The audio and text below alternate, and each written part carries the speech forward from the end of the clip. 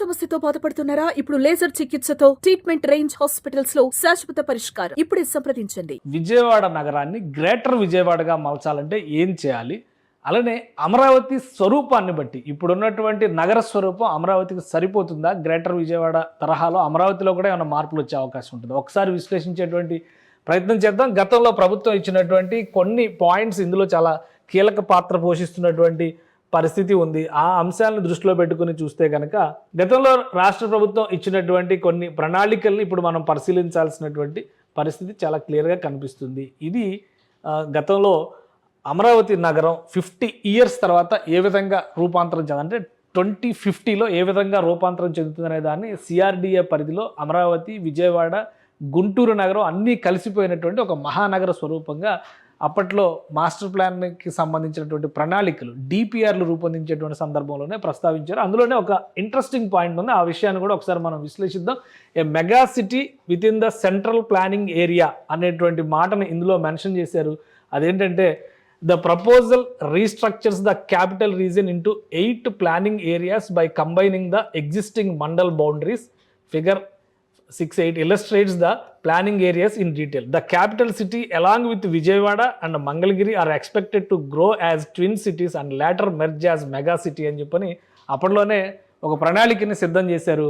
The mega city, the growth of the mega city is contained within the inner ring road that passes through the central planning area. So ఈ central planning area ఏదైతే core capital area అన్నారో దానికి సంబంధించినటువంటి ప్రణాళిక. అలానే various business parks and industrial clusters will serve the employment needs with in the central planning area. కాబట్టి mega city అనేటువంటి ప్రణాళిక ఇప్పుడు మళ్ళీ చర్చలోకి వచ్చింది.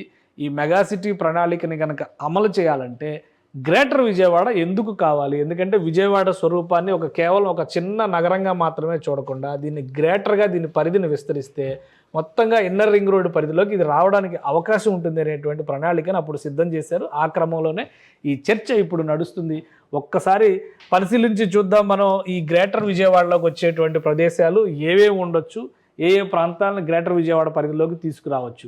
గ్రేటర్ విజయవాడని ఏర్పాటు చేసేటువంటి క్రమంలో ఒక షార్ట్ లిస్టెడ్ డాక్యుమెంట్ని అధికారులు సిద్ధం చేశారు. దానికి సంబంధించినటువంటి కొంత ఇన్ఫర్మేషన్ మనకు వచ్చింది. ఆ ఇన్ఫర్మేషన్ ఈ విధంగా తయారు చేస్తే కనుక మొత్తం ఏరియా పరంగా చూస్తే 416 స్క్వేర్ కిలోమీటర్ల ఏరియాగా మారబోతుంది విజయవాడ వైశాల్యం. ప్రస్తుతం విజయవాడ పరిస్థితి 61, 62 మధ్యలో మాత్రమే ఉంటుంది. 62, 61 స్క్వేర్ కిలోమీటర్స్ పరిధిలో మాత్రమే ఉన్నటువంటి ప్రదేశం. ఇది ఏకంగా 416 స్క్వేర్ కిలోమీటర్లకు పెరిగేటువంటి అవకాశం ఉంటుంది. ఇక పాపులేషన్ సెన్సస్ ప్రకారం చూస్తే 2001 లెక్కల ప్రకారం ఇక్కడ 15,93,663 మంది జనాభా ఉన్నట్టుగా అంచనా వేస్తున్నారు.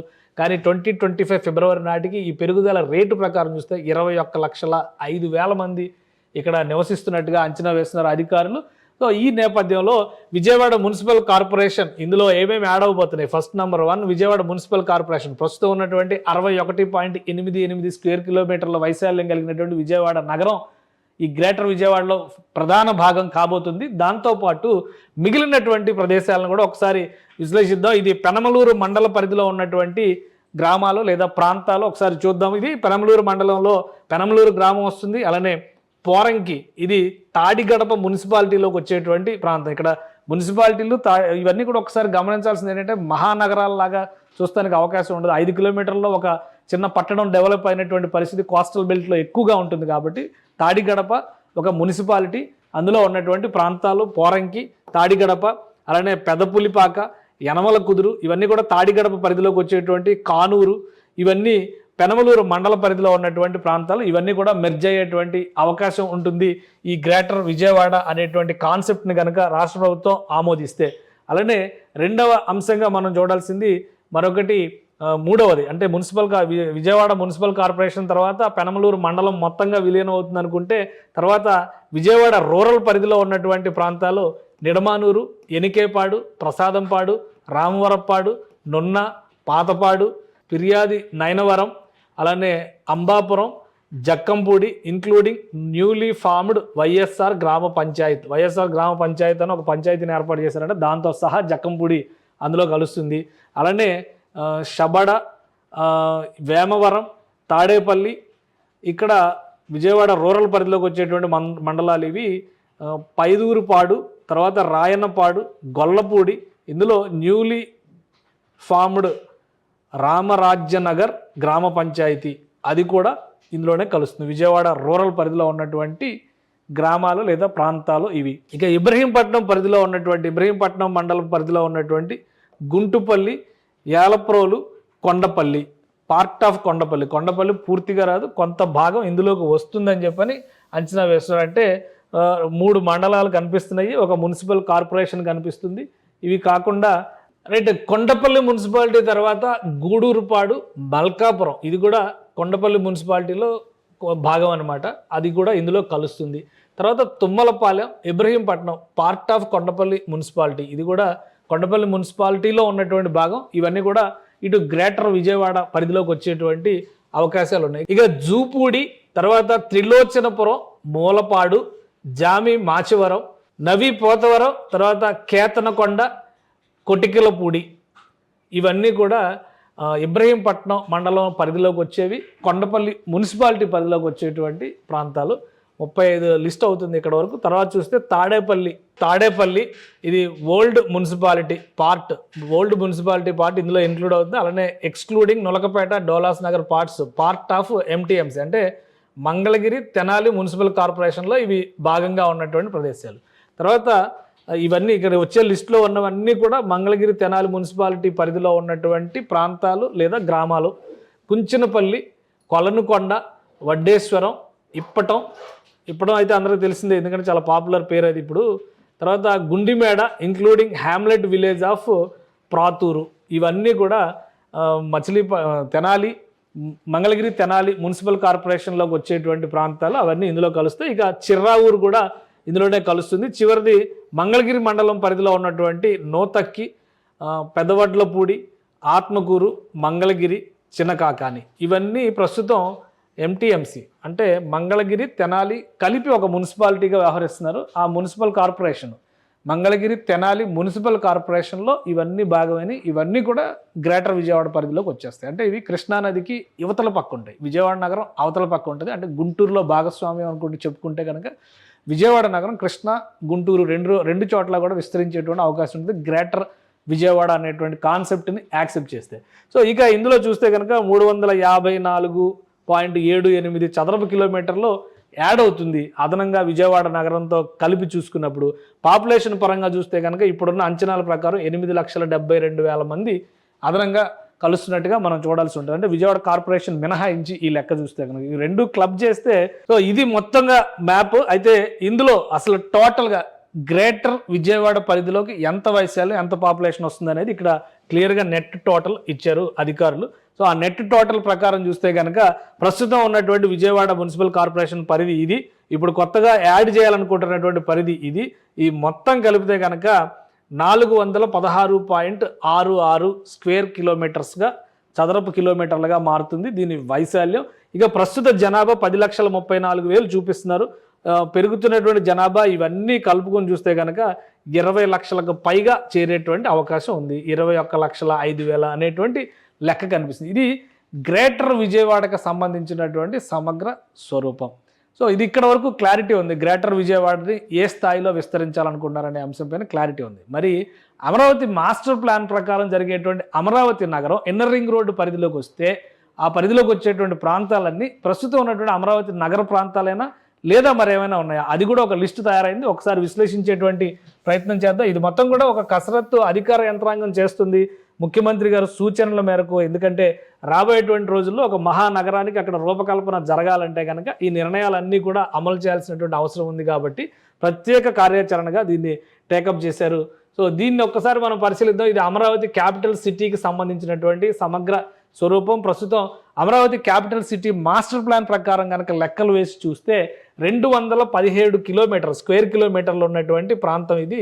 దీనికి ఆల్రెడీ గతంలోనే మాస్టర్ ప్లాన్లోనే ఈ డీటెయిల్స్ అన్నీ కూడా పొందుపరిచారు.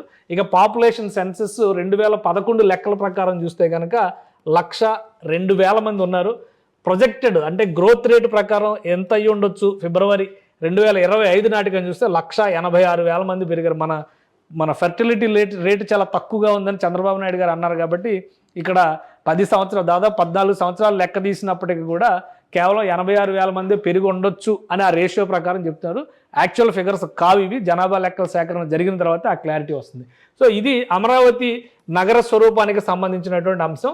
ఇక ఇందులో 29 గ్రామాలని గుండెలు బాదుకుంటూ ఉన్నారు కదా, ఇప్పుడు ఆ 29 గ్రామాల లెక్కే మనం ఒకసారి చూడాల్సినటువంటి పరిస్థితి ఉంటుంది. ఒకసారి అది కూడా మనం పరిశీలిస్తాం. ఈ 29 గ్రామాల ముఖ చిత్రం ఏంటి, వైశాల్యం ఏంటి, అదంతా కూడా ఇందులో పొందుపరిచారు ఈ జాబితాలో.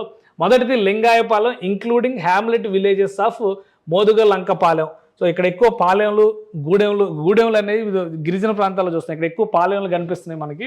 లింగాయపాలెంలో ఒక మోదుగలంకపాలెం దాన్ని కూడా కలుపుకుని ఇంక్లూడ్ చేస్తున్నారు. తర్వాత ఉద్దండరాయనపాలెం పూర్తిగా ఉంటుంది. ఇదంతా కూడా తుళ్ళూరు మండలంలోకి వచ్చేటువంటి ప్రదేశాలు. ఇవన్నీ కూడా Malkapuram, Velagapudi, Nelapadu, Sakhamuru, Ainavolu, Mandadam including hamlet village of Tallayapalem. So ఇవన్నీ కూడా కొన్ని గ్రామాల లెక్క క్లియర్గా ఇచ్చారనమాట మండలాల వారీగా. వెంకటాయపాలెం, ఈ పేర్లు ఎప్పుడు విన్నట్టే. వెంకటాయపాలెం అంటే ఇప్పుడు వెంకటేశ్వర స్వామి గుడి కట్టారు అక్కడ. మందడం దగ్గర అంటే ఇప్పుడు వెలగపూడి వెనక పక్కన వచ్చేటువంటి ప్రదేశం ఇది. వెంకటపాలెం, అలానే వెంకటపాలెంలోనే గుడి కట్టారు. అనంతపురం, ఇక్కడ పాపులర్ వెంకటేశ్వర స్వామి గుడి ఉంది అక్కడ. డెక్కెళ్ళు, తుళ్ళూరు, దొండపాడు, పిచ్చికలవానిపాలెం, అబ్బరాజుపాలెం, తర్వాత బోరుపాలెం, ఇక్కడ రాయపూడి, కొండబరాజుపాలెం, ఇవన్నీ కూడా తుళ్ళూరు మండలంలోకి వచ్చేటువంటి ప్రదేశాలు. అమరావతి మాస్టర్ ప్లాన్లో భాగంగా నగర ప్రాంతాలుగా గుర్తించినటువంటి ప్రాంతాలు. ఇక తాడేపల్లి ప్రాంతంలో ఉన్నటువంటి కొన్ని గ్రామాలు కూడా ఇటు ఈ పరిధిలోకి వస్తున్నాయి. అవి ఉండవల్లి, పెనుమాక, తాడేపల్లి మున్సిపాలిటీలో నొలకపేట, డోలాస్ నగర్ అనేటువంటి ప్రదేశాలు కూడా ఈ జాబితాలోకి వస్తున్నాయి. అలానే మంగళగిరి మండలం పరిధిలో ఉన్నటువంటివి చూస్తే కనుక Krishnayapalem, Nidamarru, Kuragallu including hamlet villages of Nirukonda కూడా ఇందులో కలుస్తుంది.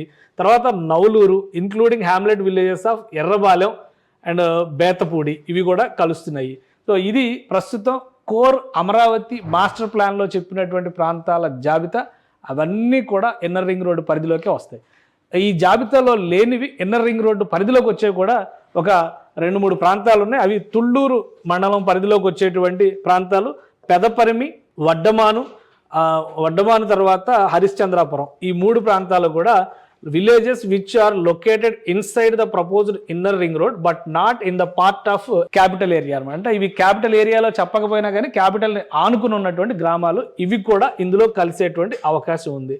సో అవి అన్నీ కలిపితే దీని వైశాల్యం 217 కిలోమీటర్లు, ఇక్కడ 217.23 ప్లస్ 44.03, ఈ రెండు కలిస్తే ఆల్మోస్ట్ 260 కిలోమీటర్ల దాకా, 268 కిలోమీటర్ల దాకా వెళ్తున్నటువంటి పరిస్థితి, స్క్వేర్ కిలోమీటర్స్ దాకా వెళ్తున్నటువంటి పరిస్థితి. జనాభా చూస్తే కనుక 2 లక్షలకి ఇది కలిపితే 2 లక్షల వరకు క్రాస్ అవుతుంది. అది ప్రొజెక్టెడ్ ఫిగర్స్. కానీ అమరావతి నగరం డెవలప్ అయిన తర్వాత దీని ముఖ చిత్రం మొత్తం కూడా మారిపోద్ది. ఒక జన సమూహం ఒక వరదలాగా వచ్చేటువంటి అవకాశం ఉంటుందని అంచనాలు వేస్తున్నారు. కాబట్టి ఇప్పుడు ఆల్రెడీ అక్కడ వర్కింగ్ క్లాస్ పెద్ద ఎత్తున పనిచేస్తుంది. రాబోయేటువంటి 3-4 సంవత్సరాలు వాళ్ళందరూ అక్కడే ఉంటారు.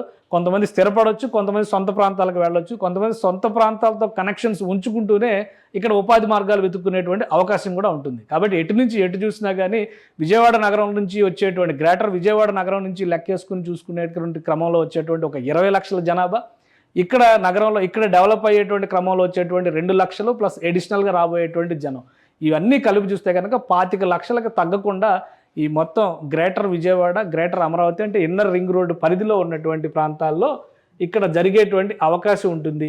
సో ఆ ప్రణాళికకి అనుగుణంగానే ఈ ఇన్నర్ రింగ్ రోడ్ అనే దాన్ని టేకప్ చేయడం ఒక మార్గం, గ్రేటర్ పేరుతో అటు అమరావతిని విజయవాడని ప్యారల్గా డెవలప్ చేయడం, ఔటర్ రింగ్ రోడ్లో భాగంగా 3 నగరాలని భాగం చేయడం, అంటే ఒక మెగా సిటీ ప్రణాళికని అమలు చేయడానికి దశల వారీగా స్టెప్ 1, స్టెప్ 2, స్టెప్ 3 ఈ విధంగా ఒక ప్రణాళికని రాష్ట్ర ప్రభుత్వం సిద్ధం చేస్తుంది. ఇన్నర్ రింగ్ రోడ్డు ప్రణాళిక ఖచ్చితంగా టేకప్ చేస్తారు. అది కేంద్ర ప్రభుత్వం నుంచి నిధుల అవసరం లేకుండా, రాష్ట్ర ప్రభుత్వం పైసా ఖర్చు పెట్టకుండా ప్రైవేటు భాగస్వామ్యంతో ఎలా నిర్మించాలనేటువంటి కసరత్తు జరుగుతున్నట్టుగా సమాచారం ఉంది. దానిలో తొలి అడుగుగా ఆల్రెడీ గ్రేటర్ గుంటూరు పైన వర్కౌట్ జరిగింది. ఇప్పుడు గ్రేటర్ విజయవాడ పైన కూడా ప్రణాళికబద్ధమైనటువంటి చర్చ జరుగుతోంది. వీటన్నిటికీ క్లారిటీ అతి త్వరలోనే వచ్చే అవకాశం కనిపిస్తోంది. సుమన్ టీవీలో మీ పర్సనల్ అండ్ బిజినెస్ ప్రమోషన్స్ కోసం కింది నెంబర్కి కాంటాక్ట్ చేయండి.